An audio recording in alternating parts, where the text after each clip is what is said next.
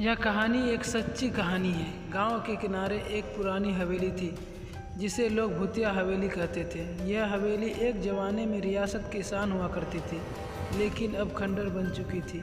बड़े बुजुर्गों के अनुसार यहाँ रियासत के राजा और उनकी पत्नी के साथ कुछ ऐसा हुआ था जिसके बाद से हवेली को शापित माना जाने लगा। गांव के लोग रात में उस हवेली के आसपास जाने से डरते थे।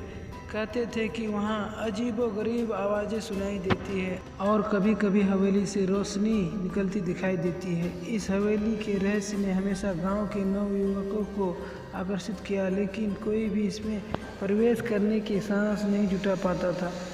फिर एक दिन गांव के 3 दोस्त मोहन, सुरेश और रामू ने फैसला किया कि वे इस हवेली के रहस्य को जानने के लिए उसमें जाएंगे। शाम होते ही वे तीनों अपनी टॉर्च और कुछ खाने पीने के सामान लेकर हवेली की ओर चल दिए। हवेली के पास पहुंचते ही अजीब सा सन्नाटा था। हवेली के चारों ओर उगाई झाड़ियों और पेड़ों ने उसे और भी डरावना बना दिया था।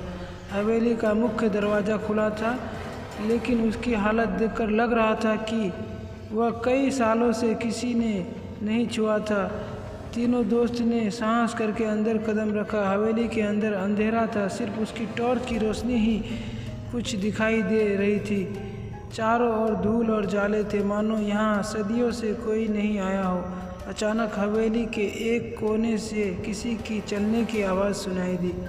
तीनों दोस्तों ने तुरंत उस दिशा में टॉर्च का रुख किया, लेकिन वहाँ कोई नहीं था।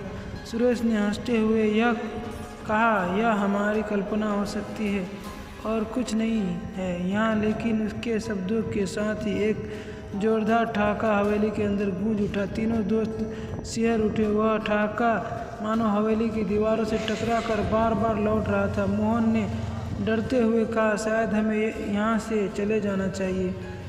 लेकिन रामू ने कहा, हम यहाँ आए हैं तो अब सच्चाई जानकर ही लौटेंगे। उन्होंने हवेली के अंदर और गहराई में जाने का फैसला किया। जैसे जैसे वे आगे बढ़ते गए, हवेली के अंदर का माहौल और डरावना होता गया। अचानक उनकी टॉर्च की रोशनी बुझने लगी। तीनों दोस्त डर के मारे चिल्लाने लगे, लेकिन अब तक हवेली के दरवाजे अपने आप बंद हो चुके थे। हवेली में अब सिर्फ सन्नाटा था और उनकी सांसें की आवाज़।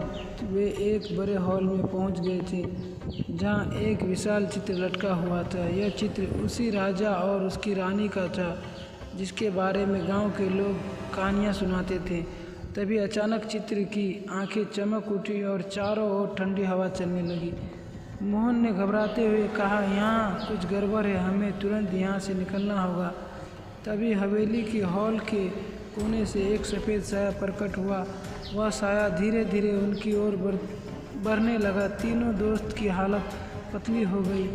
रामू ने हिम्मत करके कहा, तुम कौन हो? तुम्हें क्या चाहिए?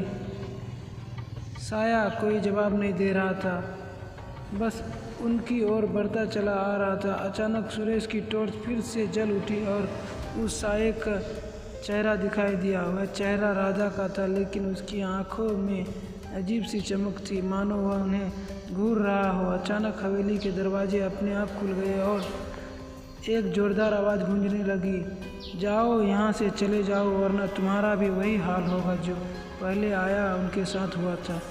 तीनों दोस्तों ने बिना एक पल गवाए हवेली से बाहर की ओर दौड़ लगाई। जब वे बाहर पहुँचे तो उनकी सांसें फूल चुकी थी और दिल जोर जोर से धड़क रहा था। गांव लौटकर तीनों ने लोगों को इस घटना के बारे में बताया, लेकिन किसी ने उनकी बातों पर विश्वास नहीं किया। लोग कहते रहे कि यह उनकी मन का भ्रम है, लेकिन तीनों दोस्तों ने तय किया कि वे दोबारा कभी उस हवेली की ओर रुख नहीं करेंगे। हवेली का रहस्य आज भी ज्यों का त्यों बना हुआ है और गांव के लोग अब भी उसे दूर से ही देखकर सिहर जाते हैं। इस तरह पुरानी हवेली का रहस्य कभी सुलझ नहीं सका। वह आज भी गांव के किनारे खड़ी है, मानो अपने अंदर छुपे डरावने राजों को जिंदा रखे हुए। यह कहानी सच्ची कहानी ये भोपाल के एक छोटे से गांव का है। अगर आप भी कहानी सुनने की शौकीन हो तो हमारे इस चैनल को सब्सक्राइब ज़रूर करें। हम ऐसी कहानी लाते रहेंगे।